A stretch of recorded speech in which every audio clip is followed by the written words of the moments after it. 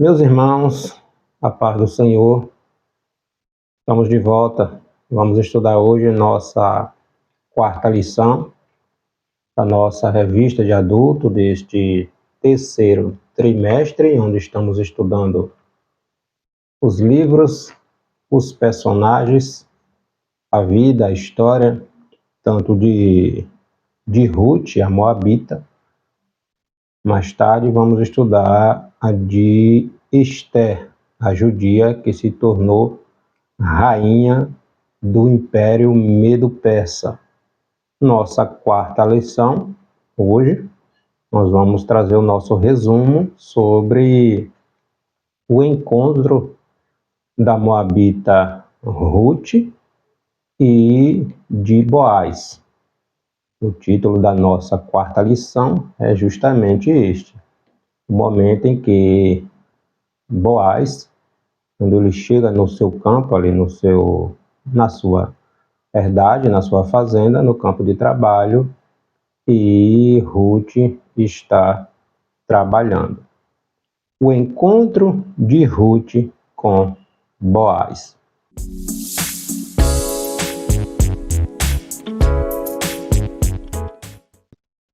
Nós estudamos já nas nossas lições anteriores toda aquela benevolência, todo aquele amor altruísta entre Ruth, a Moabita, para com a sua sogra e vice-versa, Noemi, como Ruth deixou a sua terra, o seu país, a casa de seus pais, e seguiu com sua sogra para Belém, território de Israel.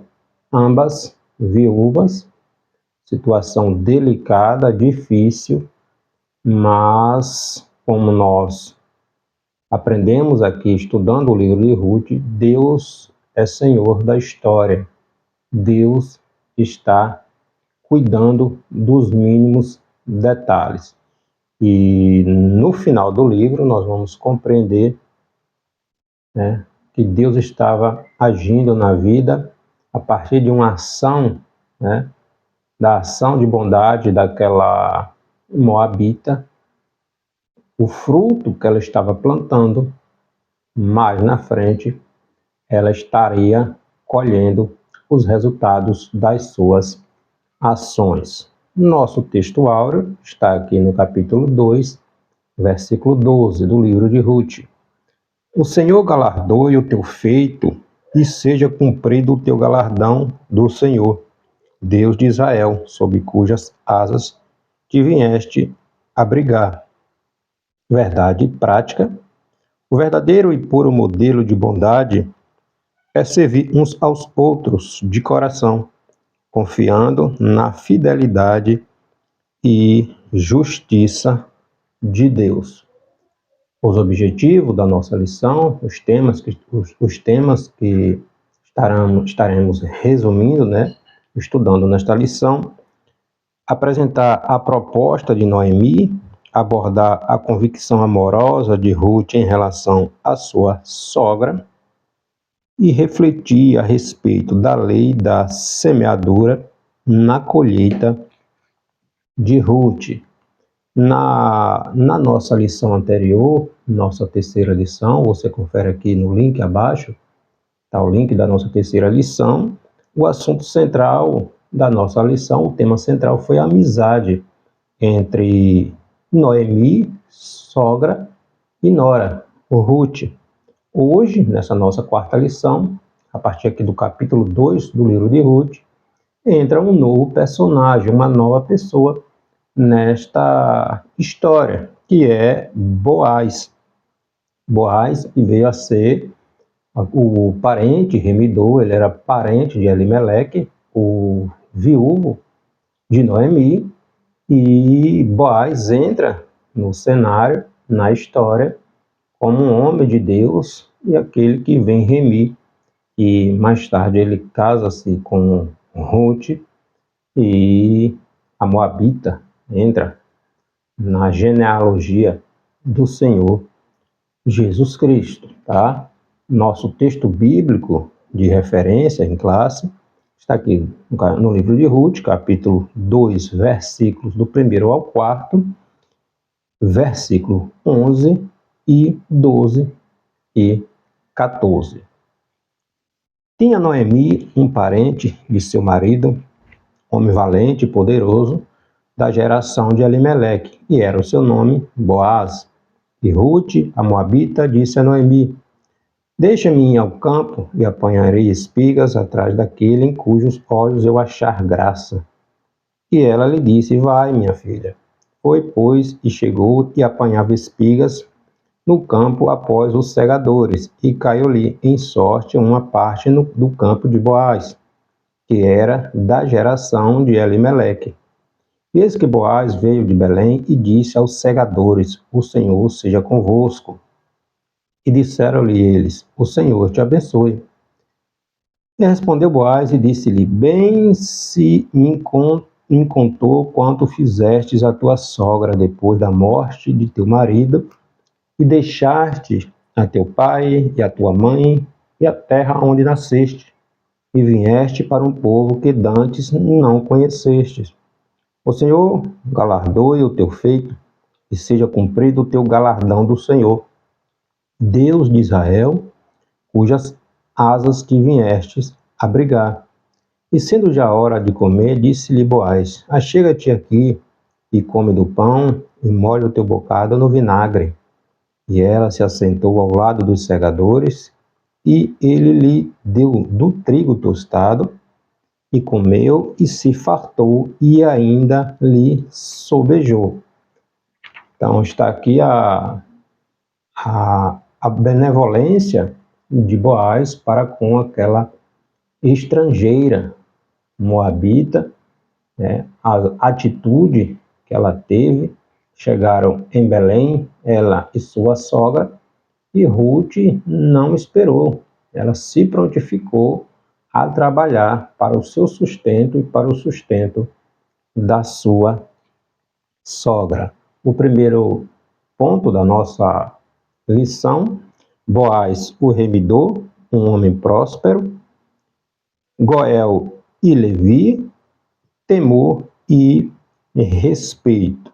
Então, no capítulo 2, aqui do livro de Ruth, lembrando que esse contexto envolvendo essa história do livro de Ruth, ela ocorreu ali entre os capítulos 6, 7 e 8 do livro de Juízes, um período em que os midianitas estavam oprimindo os israelitas, um período de muita seca, de fome muito grande, a escassez era muito grande, o que levou Elimeleque a pegar sua família e partir para peregrinar nos campos, nas campinas, no território moabita.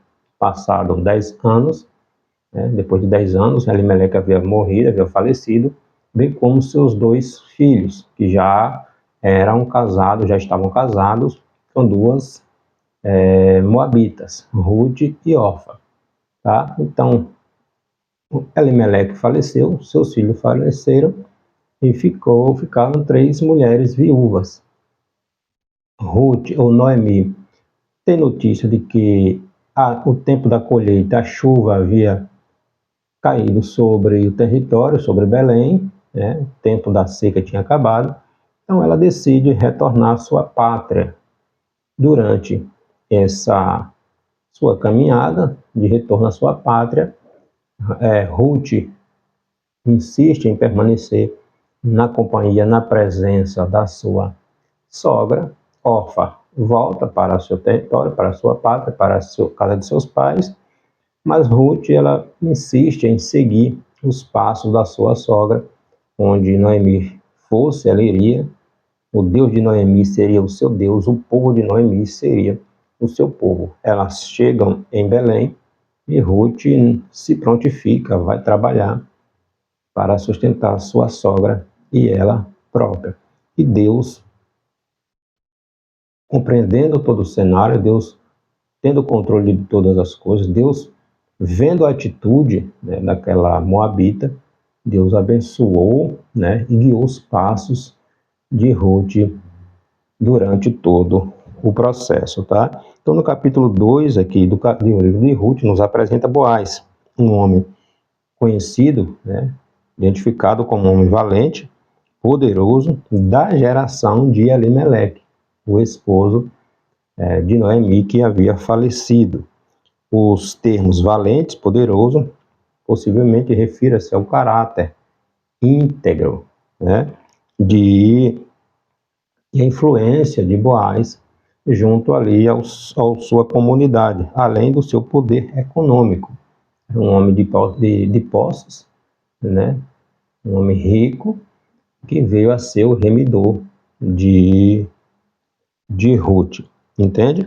Então, Boaz tinha muitas plantações, tinha trabalhadores a seu serviço, então seria hoje como se fosse um agrônomo, né? Um homem de posses, um homem rico, e da família de Elimeleque. Então, Boaz, ele reunia as qualificações, as condições para cumprir o papel de remidor, tá? A expressão Goel, que quer dizer remidor, e Levi, ou de que vem de levirato, entende? Essas expressões, quando vai dizer da geração de Elimeleque, o Boaz, ele era muito mais velho, né, em termos de idade, anos de vida, do que Ruth.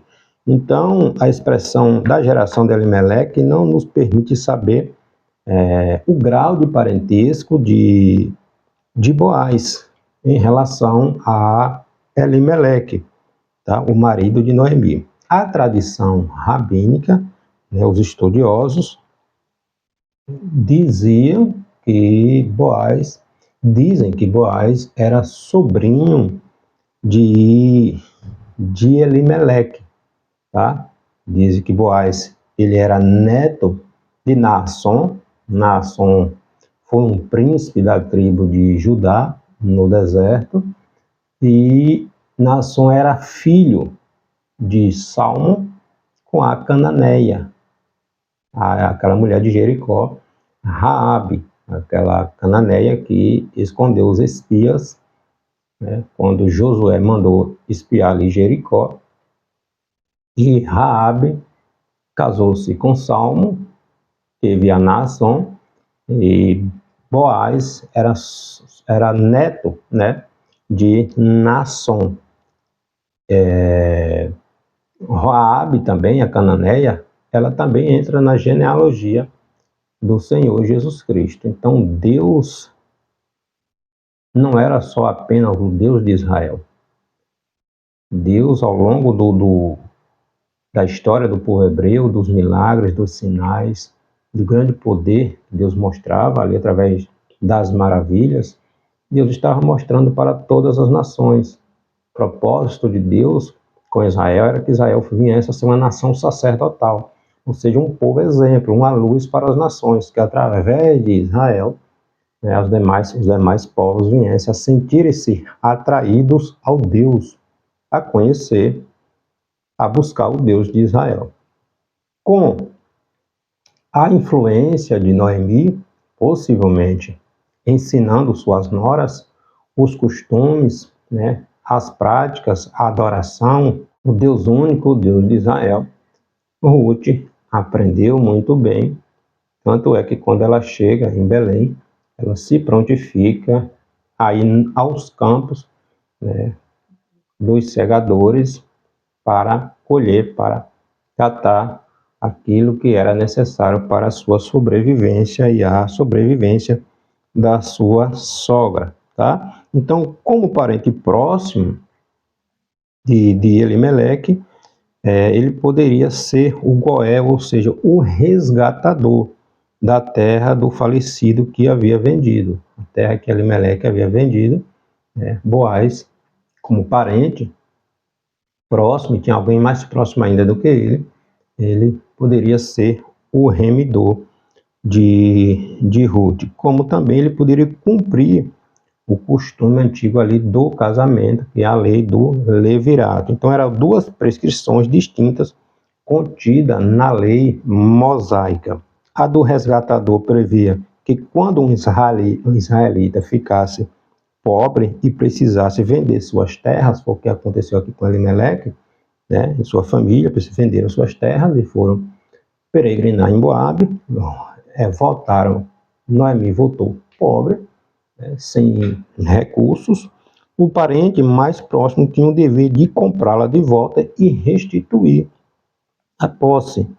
Se o hebreu fosse comprado como escravo por um estrangeiro, um parente também mais próximo tinha o dever de resgatá-lo, tá? Já a lei do levirato previa que o irmão, né, do marido falecido, ele deveria casar-se com a viúva para suscitar descendência ao nome do falecido, para que o nome do falecido não se perdesse na história. Essa é a chamada lei do levirato. Então, quando não houvesse irmão, né, para cumprir esse papel, estendia-se para um parente mais próximo. Então, tudo indica que essa era a prática, ela havia sido ampliada segundo a ordem do parentesco mais abrangente, semelhante à do resgatador, que é o que acontece aqui, neste caso, envolvendo Boaz. Haja visto também que existia um parente mais próximo ainda, um homem mais próximo ainda de Elimeleque, e lá na frente nós vamos ver que ele, por causa de algumas questões, ele passou a incumbência para Boaz, tá? Então, se uma mulher casasse com um rapaz e este viesse a falecer sem ter gerado filho, sem ter deixado um descendente, o irmão deste falecido, se não tivesse casado, se não fosse casado, ele tinha a obrigação de casar com a viúva para gerar descendência, e este filho era considerado filho do falecido, tá? Essa é a chamada lei do Levi, lei do levirato. Então, a saudação de Boaz, quando ele chega no campo logo cedo, onde os seus empregados estão trabalhando, a saudação de Boaz aos seus empregados demonstra que ele temia, era um homem que temia Deus. A invocação que ele faz é, quando ele encontra os empregados, ele diz: o Senhor seja convosco, dirigida aos seus segadores, indicando também seu respeito para com os seus funcionários. Da mesma forma, os seus empregados, seus funcionários, lhe retribuem com uma saudação também amistosa e piedosa, quando eles respondem: o Senhor te abençoe. Então, apesar de Elimeleque ser um homem rico de posses, ele era um homem íntegro, temente a Deus, respeitava a lei do Senhor. Tanto é que as ações, as palavras, as atitudes de Boaz vêm demonstrar isso, tá? Tanto para com Ruth, né, uma estrangeira, para com a sogra de Ruth, Noemi, para com seus próprios funcionários, empregados. Boaz mostrava ser um homem de princípios. Segundo tópico da lição, o caminho de Boaz, o carinho de Boaz para com Ruth. A pureza não exclui a ternura. Deus estava agindo, sensível e espiritual. Então, logo que Boaz chega no campo, logo cedo, né, ele vê uma moça trabalhando, uma jovem, e Ruth era muito jovem, uma jovem senhora trabalhando. Aqui é o primeiro encontro, a primeira vez que Boaz vê Ruth, né, e eles se encontram. Ele como o patrão, o senhor, ela não funcionária dele, né, mas uma simples camponesa que estava ali colhendo as sobras da saga, né, do trigo, da cevada, que ficava ali conforme a lei que Deus estabeleceu ali para proteger os mais simples do povo, tá? Então, Boaz chega no campo e ele encontra a presença, vê uma moça diferente ali, entre os que respigavam. Informado pelos seus funcionários de que aquela se tratava da Moabita, né, de Ruth, Boaz se dirige a ela com respeito, de uma forma amável, né, respeitosa, e chama de filha. Vale lembrar também que Boaz era muito mais velho do que Ruth. Então ele, chamando-a de filha, deu liberdade para que ela continuasse catando espigas em sua plantação e lhe assegurou que ela seria tratada com o devido respeito, tá? Por ela ser estrangeira, tá? Possivelmente, haveria aqueles que não o respeitassem, né? Que viesse a tentar tirar proveito da situação. Então, Boaz toma a postura de um homem íntegro, de um homem reto, de um homem respeitoso, de um homem honrado, e ele diz: dê ordem para que ninguém te toque, ninguém te moleste, ninguém te importune. Ou seja, tu pode trabalhar tranquila e você será respeitada, será honrada, porque eu conheci, além da postura dele, né, da integridade, ele já tinha conhecimento de toda a bondade, a benevolência que Ruth tinha dispensado para com a sua nora, né, com a sua sogra, Noemi, deixando sua terra, seus parentes e seguindo os passos da sua sogra. E aí ele diz: eu dei ordem para que ninguém te moleste, ninguém te toque. Então Boaz se preocupou com a segurança de Ruth, tá? Então, o assédio moral, o assédio sexual são atitudes que desagradam a Deus, são atitudes pecaminosas e perturbadoras no ambiente laboral, e ninguém tem que passar por isso, tá? Então a gente vê aqui um exemplo, né, de Boaz para com aquela jovem senhora, humilde, simples, mas que estava trabalhando com honradez, tá? Então a atitude de Boaz surpreendeu Ruth. A atitude daquele homem poderoso surpreendeu aquela simples e humilde camponesa, né? Como estrangeira e pobre, certamente ela tinha receio de como ela seria tratada, como as pessoas iriam tratá-la, entende? Então, ela agiu com educação e muita discrição. Quando ela chega ali no campo de Boaz, ela sai para o primeiro campo que ela visse ali, ela iria catar o necessário para a sua sobrevivência e da sua sogra. Então, com certeza, né, ela estava receosa dos olhares, né, das investidas, por ela ser uma estrangeira, né, uma moça estrangeira, e ainda sozinha, tá? Então, impressionada com o gesto de Boaz, ela se inclinou ao chão e, de forma humilde e respeitosa, reconheceu ser indigna do tratamento que ela acabara de receber do senhor da terra que ela estava ali trabalhando. Então havia uma motivação também especial na conduta de Boaz, pois ele já conhecia a história, né, a atitude, a honradez daquela jovem senhora, com um bom testemunho que ela deu, que ela estava dando ali em Israel, tá? Então, o versículo-chave do livro é uma declaração feita por Boaz a Ruth, tá aqui no capítulo 2, versículo 12. Ele diz: o Senhor galardoe o teu feito, filha, e seja cumprido o teu galardão do Senhor, Deus de Israel, sob cujas asas te viestes abrigar. Ou seja, ela poderia fazer, Ruth poderia fazer da mesma forma, agir da mesma forma que Orfa, a outra nora de Noemi. Orfa ponderou as situações, jovem, ela poderia atrair um novo matrimônio, um novo casamento. Então, ela volta para a sua terra, tá?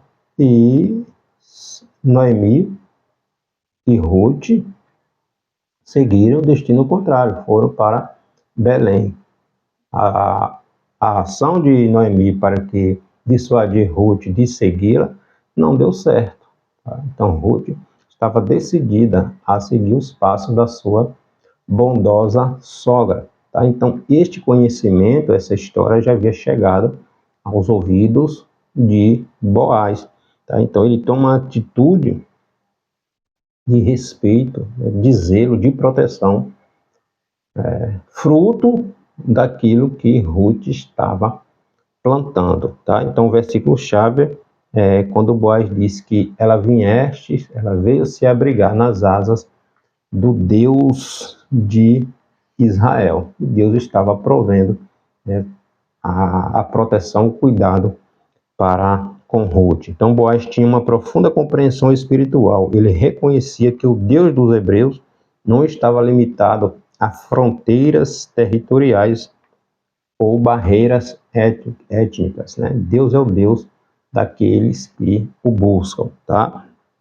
Então suas palavras tocaram profundamente o coração de Ruth e lhe deram grande conforto, né? Ela estava com certeza temerosa a respeito do tratamento que ela, por acaso, viesse a receber, por ser uma estrangeira, por ser viúva, por ser humilde, uma moça simples, e alguns aproveitadores poderiam querer tirar vantagem da situação.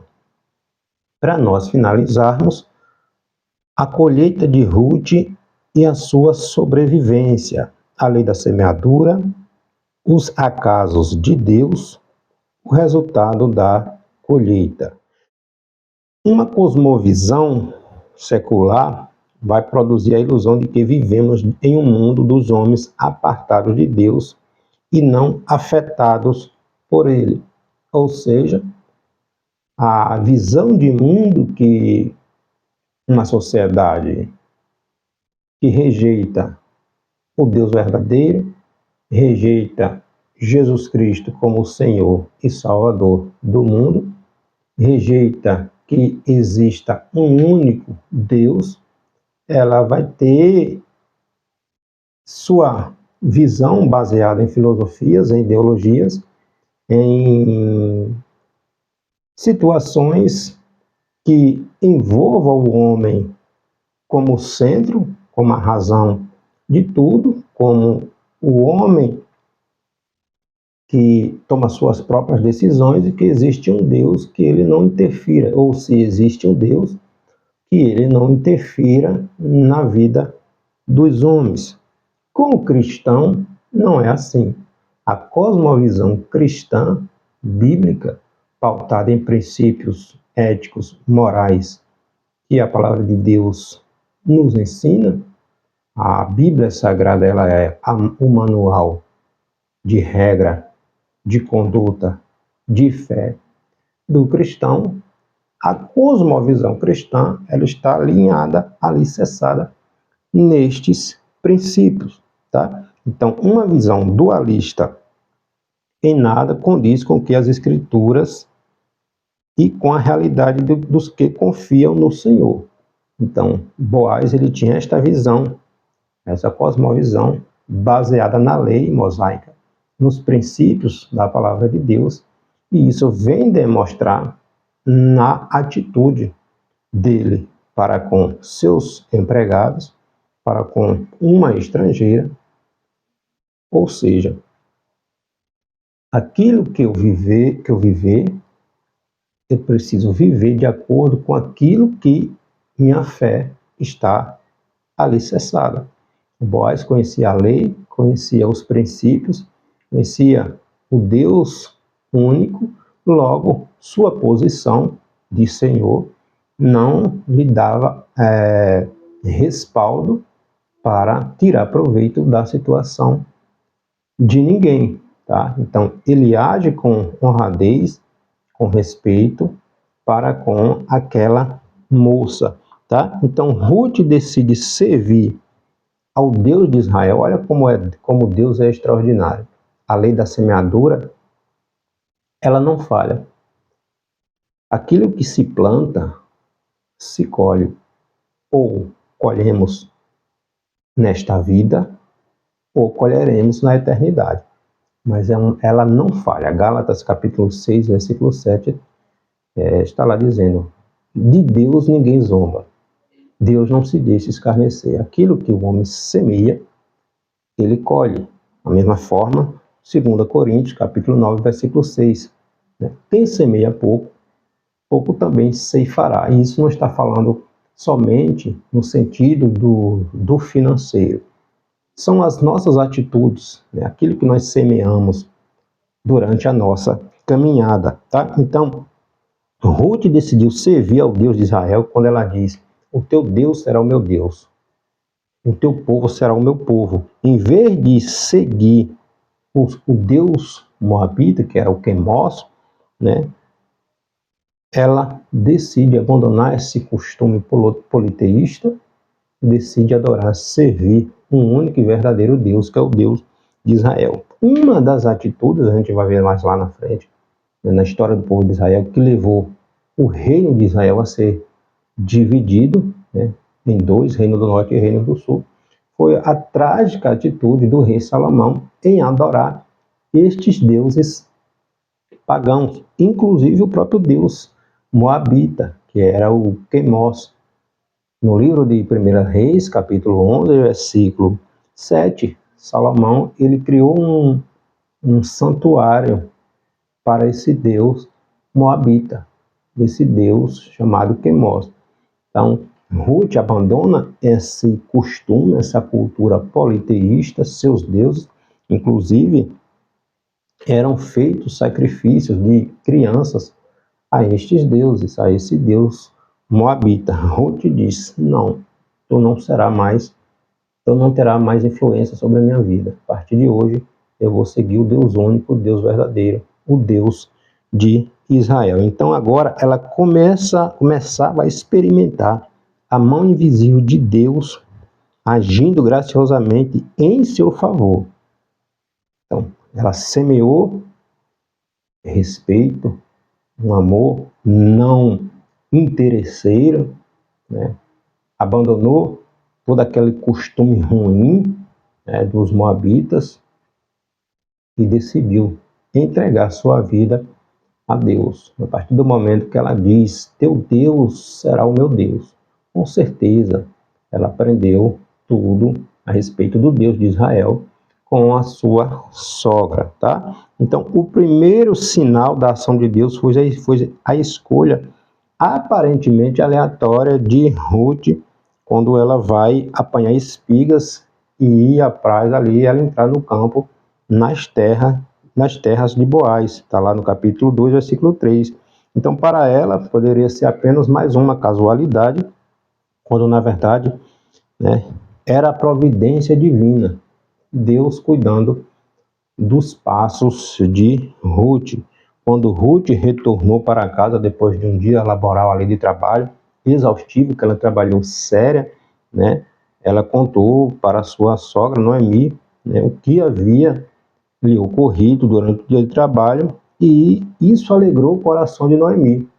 Noemi ficou alegre com o que ocorreu com Ruth, por ela ter entrado ali no campo de Boaz. Boaz era um parente do seu marido falecido, e Noemi vislumbrou algo na frente que poderia ocorrer. Então, Deus começou a trabalhar, tá? Então, alguns frutos das nossas ações são colhidos de imediato, a lei da semeadura. Outros nós só iremos colher na eternidade. Então, pela forma graciosa que Ruth foi tratada, Ruth colhia cereais em abundância diariamente ali nos campos de Boaz. Boaz reconheceu, toda a atitude, toda aquela ação bondosa de Ruth, sua postura de mulher íntegra, de respeito, apesar de todo o cenário, que estava envolvendo, todo o caos que veio sobre a sua vida, sobre a vida da sua sogra. porque ambas estavam viúvas, mas Deus estava agindo na vida daquela moabita. A colheita garantia a sua sobrevivência, a sobrevivência da sua sogra.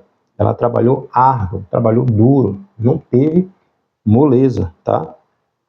Ela trabalhou entre março e abril na colheita da cevada e entre os meses ali que atribuía ao mês de abril e junho na colheita do trigo, tá? E uma colheita ainda maior seria feita por ela em tempo oportuno, ou seja, e mais tarde foi o seu casamento com Boaz, tá? Então nosso Deus trabalha por aqueles que esperam nele, entende? Então a lei de Israel, ela mandava que as laterais dos campos, né, as margens ali do campo, das plantações, dos grãos, que ela não fosse colhida pelos seus senhores, pelos segadores, que ela deveria ficar, né, para que aqueles que passassem, né, os mais humildes, o povo mais simples, mais pobre da terra, para que eles colhessem para a sua subsistência, para a sua sobrevivência. Lembrando que naquela época, se não houvesse plantação, o povo morreria de fome, tá? Então a produção era maciçamente agrícola, né? O sustento vinha do campo, tá? Então, além disso, os grãos que caíam também ficavam ali no chão para essas pessoas pobres que os apanhava, era chamado ato de respigar e usava como seu alimento, tá? Então, por ser uma viúva, no caso de Ruth, tanto ela como a sua sogra, sem meios de se sustentar, duas viúvas, sem parentes, sem irmãos próximos ali, sem filhos que poderia lhe sustentar, quando chegam em Belém, Ruth não esperou, né? Não ficou com o corpo mole esperando que Noemi agisse e tomasse a dianteira por ser da terra. Não, ela decidiu ir trabalhar, né? E Deus honrou essa atitude daquela moabita, entende? Então Ruth foi para uma terra estranha, ao invés de depender da sua sogra e esperar algo de bom acontecer, senão ela tomou a iniciativa e foi trabalhar. Deus conduziu ela de forma extraordinária, né? Deus agindo na vida do homem. Deus não está vendo o homem seguir seus próprios passos sem agir. Não, Deus é Senhor de todas as coisas. E nós vemos aqui que Deus estava guiando os passos daquela moabita. Ela foi trabalhar, né? Trabalhou, suou, né?